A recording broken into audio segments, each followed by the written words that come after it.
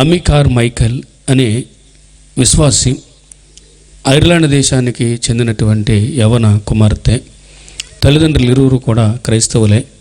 ఆమె తండ్రి దేవుని సేవకుడు డేవిడ్ కార్మైకల్. వారి యొక్క పెంపకంలో చక్కని విశ్వాసిగా ఎదిగినటువంటి ఈ యొక్క కుమార్తె అమీ మైకెల్.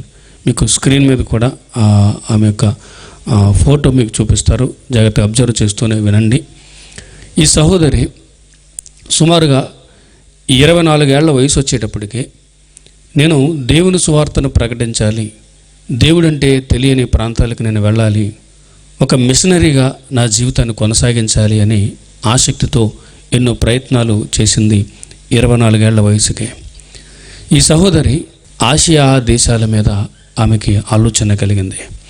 ఈ ఆసియా దేశాల్లో ఎక్కువగా మారుమూల ప్రాంతాలు, రక్షణ గురించి తెలియని ప్రాంతాలు, యేసును గురించి తెలియని ప్రాంతాలు ఎక్కువగా ఉన్నాయి అని విని ఈ సహోదరి అమీ మైకెల్ ఈమె నేను ఏ ప్రాంతానికి వెళ్ళాలి అని ఆలోచించినప్పుడు ఆసియా ప్రాంతాలకు వెళ్ళాలని ఆసక్తితో చైనా దేశానికి వెళ్ళి నేను సువార్తను ప్రకటించాలి, రక్షణ సువార్తను ప్రకటించాలి అని కలలు కన్నది.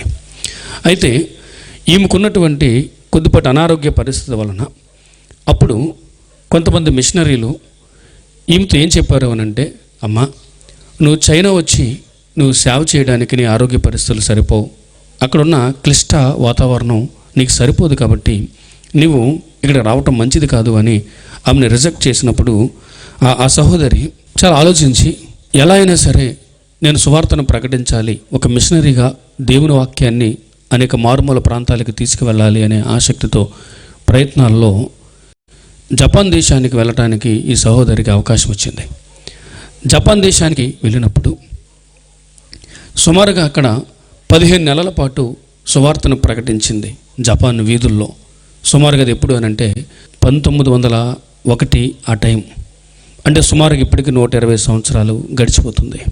1901-2 సంవత్సరాల్లో జపాన్ దేశంలో పర్యటించి మంచి యవ్వన కాలంలో సుమారుగా 25 సంవత్సరాల వయసులో ఈ సహోదరి అక్కడ సువార్తను ప్రకటించటం, అక్కడ ఆ వాతావరణ పరిస్థితులు పడకపోవటం వలన మరలా అనారోగ్యానికి గురవటం, అక్కడ ఉన్నటువంటి పెద్దలు మరికొంతమంది మిషనరీల బృందం అమ్మ నువ్వు ఇంటికి వెళ్ళిపో అని అన్నప్పుడు వారు తిరిగి పంపించేయటం వలన వారి ప్రోద్బలం వలన మరలా తిరిగి వెనక్కి రావటానికి ప్రయాణానికి సిద్ధమైంది.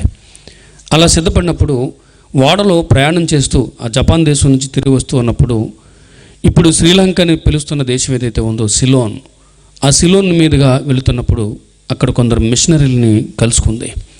అక్కడ ఆ పెద్దల యొక్క మాటలు తీసుకుని వారి సహాయాన్ని తీసుకుని అక్కడ ఆమె యొక్క ఆరోగ్యం కుదురుపడుతుంది అనేటటువంటి ఆలోచనతో ఆమె ఇంటికి వెళ్లకుండా మరలా శ్రీలంక దేశంలో ఆగిపోయింది.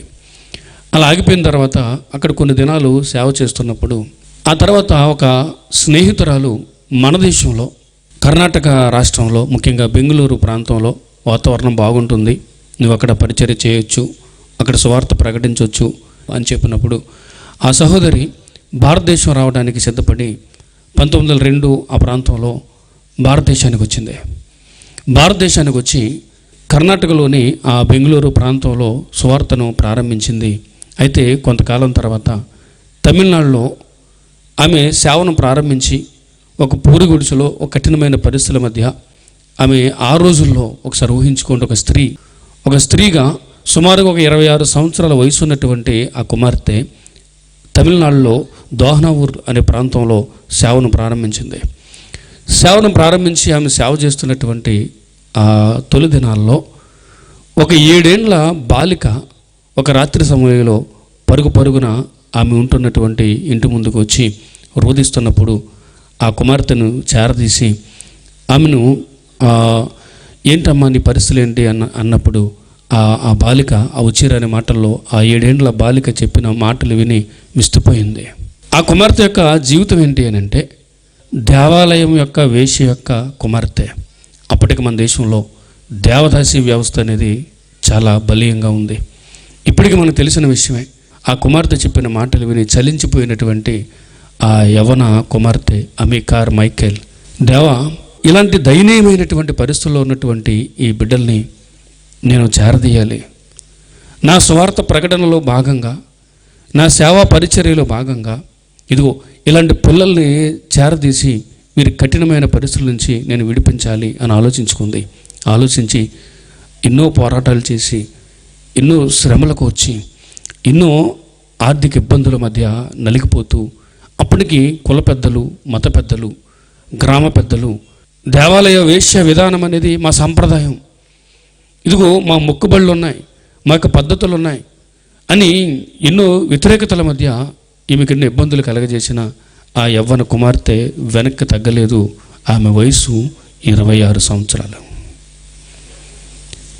ఆ రోజు నుంచి ఎన్నో పాటలు పడి భారతదేశంలో సువార్తను ప్రకటించి వందల మంది పిల్లలను దేవాలయ వేశ్యలుగా మారిపోవలసినటువంటి వందల మంది కుమార్తెలను చేరదీసి వారికి తల్లిగా మారింది.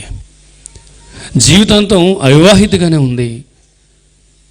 జీవితాంతం కూడా సువార్త ప్రకటనలో కొవ్వొత్తులా కరిగిపోయింది.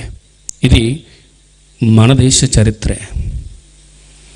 భారతదేశంలో తమిళనాడు ప్రాంతంలో దోహనవూర్ ప్రాంతంలో సుమారుగా 50 ఏళ్లకు పైనే సేవను చేసి 83 ఏళ్ల వయసులో అనేక ఇబ్బందుల మధ్య తన జీవితాన్ని ముగించుకున్నటువంటి ఒక ధీర వనిత అమీకార్ మైకేల్. ఎందుకు ఈ యొక్క చరిత్రను లేదా ఈ ధీర వనిత యొక్క గాథను మీకు వినిపించాను అని అంటే, ప్రియమైన దేవుని వారలారా, కొన్ని ఆలోచిస్తారు అని. ఒక యవ్వన దశలో ఒక 26 సంవత్సరాల వయసులో భారతదేశానికి వచ్చినటువంటి ఆమె సుమారుగా 50 సంవత్సరాల పాటు సేవ చేసి చివరికి ఆమె వృద్ధాప్యంలో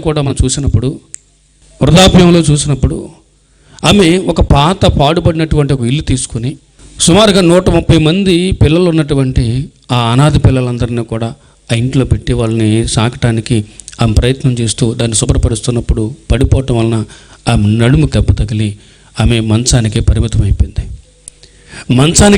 అయిపోయినా సరే సుమారుగా 30 పుస్తకాలు రాసి భారతదేశ సువార్తకు, భారతదేశంలో సువార్తీకరణకు ఆమె ఒక చక్కని దీపంలా నిలబడింది. ఆలోచిస్తున్నారా? అమీకార్ మైకేల్ ఒకనొక రోజు తన చిన్న వయసులో ఎప్పుడు ప్రార్థన చేసేదంట, దేవా, నా తల్లికి ఉన్నటువంటి ఆ చక్కని ఆ కళ్ళు నాకు ఎందుకు ఇవ్వలేదు?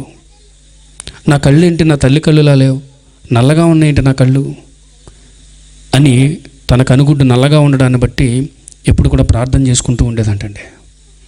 కానీ ఇండియా వచ్చినప్పుడు అర్థమైందంట, ప్రభువా, ఈ దీనులైనటువంటి ఈ దేవాలయ వేశ్యులుగా మారబోయే ఈ పసిబిడ్డల్ని రక్షించడానికైనా నన్ను ఈ కళ్ళతో పుట్టించావు అని. ఇందుకేనా భారతీయులకు ఉండేటటువంటి కళ్ళు లాంటి కళ్ళుతో నన్ను పుట్టించావు? ఆ రోజు నేను బాధపడ్డాను, ఈరోజు సంతోషిస్తున్నాను. నిజంగా ఆ తల్లి సారీ కట్టుకుంటే భారతీయ వనితలాగానే ఉండేదటండి.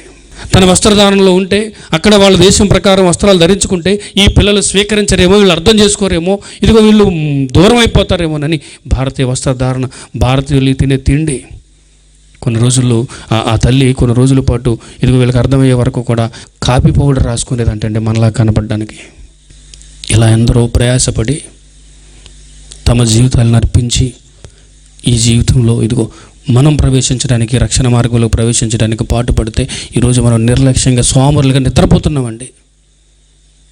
ఇది మనతోనే పోతుందా అని అంటే రేపుతోనే మన పిల్లలు మనల్ని ఫాలో అయ్యి రేపుతోనే వాళ్ళు కూడా జీవితాలు పాడు చేసుకుని ఇది వాళ్ళు కూడా పర్వాలేదులే, మేము కూడా బాగానే ఉన్నాం కదా అనుకుంటారు.